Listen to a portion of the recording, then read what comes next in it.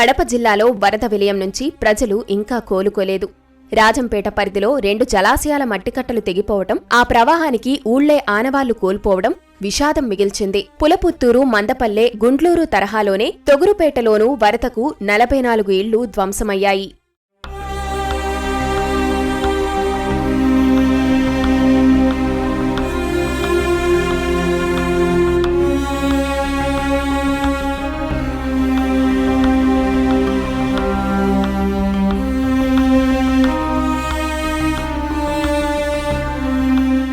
వరద నష్టం అంచనాలెలా ఉన్నా ప్రస్తుతం బాధితులు నరకయాతన అనుభవిస్తున్నారు. ఉండటానికి ఇల్లు లేవు, తినడానికి తిండి లేదు. వరద వెలిసినా తాగునీరు, విద్యుత్ సౌకర్యం ఇంకా పునరుద్ధరించలేదు. మహిళలు స్నానాలకు ఇబ్బందులు పడుతున్నారు. మరుగుదొడ్లు లేక పక్కనే ఉన్న చెయ్యేరునదే దిక్కైంది. నేతలకు ఎన్నికల సమయంలో ఉన్నంత హుషారు సాయం చేయడంలో లేదని బాధితులు నిర్వేదం వ్యక్తం చేస్తున్నారు. రాజకీయ నాయకులు వస్తున్నారు కానీ వాళ్ళ ఇష్ట ప్రకారం వాళ్ళు వస్తున్నారు, చూసుకొని వెళ్ళిపోతున్నారు. ఓట్లు వేసేటప్పుడు ఉన్నంత హుషారు కనీసం ఇప్పుడు లేకన్నా వెళ్ళిపోయింది వాళ్ళకైతే. మేము ఇల్లు లేకన్నా పిల్లలు వేసుకుని చెట్టు కింద బతకాల్సింది వస్తుంది. మా పొజిషన్ అది. ప్రజలు వచ్చి వాళ్ళు ప్రతి ఒక్కటి వాళ్ళు తీసుకొస్తున్నారు. గవర్నమెంట్ తరపు నుంచి మాకు అటువంటిది ఇంతవరకు ఏం అందలేదు. మేము ఏమైనా స్నానం చేయాలన్నా బయట ఏట్లేకపోయి అక్కడ చేసుకోవాల్సి రావాల్సిందేగానే వస్తుంది. ఇదే ఇండ్లు మేము బిడ్డలు వేసుకొని గడ్డకి ఎక్కింది, మా ప్రాణాలు దక్కించుకున్నాం మేము. అంతేగాని ఇంకా మేము కట్టుకునే బట్టలతో మేము బయటకు పోయినాము. దసాలమ్మ ఆ తల్లి మమ్మల్ని గడ్డకేసింది, ఎందుకో తీసుకొని సరిపోయిండు.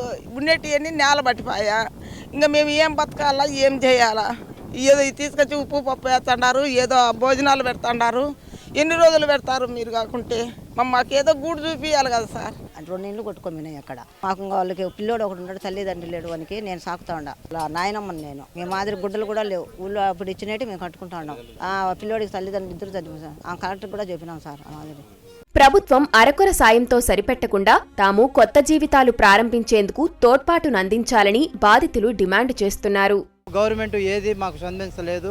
రెండోది మేమేం చేయాలో మాకు అర్థం కావడం లేదు. మేము రైతులమే మా సర్వం మాకు పంట పొలం ఏం లేకుండా పోయింది. తినే గ్లాసు కానీ గిన్నె కానీ ఏ మాత్రము మాకు లేకుండా పోయింది. మేము కట్టుకునే బట్టలతో నిలబడిపోయినాము. ఊరి జనాన్ని అంతా కాపాడుకున్నాను. నేను కాపాడుకుంటూ నా వస్తువులు నేను కాపాడుకోలేకపోయినాను. కరెంట్ లేదు, ఇల్లు లేవు.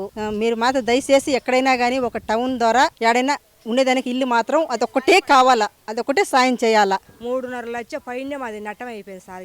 ఏమే కానీ లేకోకుండా మొత్తం పోయినాయి. ఊరిక కట్టుకునే గుడ్డలతో నిలబడి ఉన్నాము. ఇక్కడ చెట్ల కింద కూర్చొని ఇట్లా మా ఉండాము. మా కరెంటులే ఏమిలే.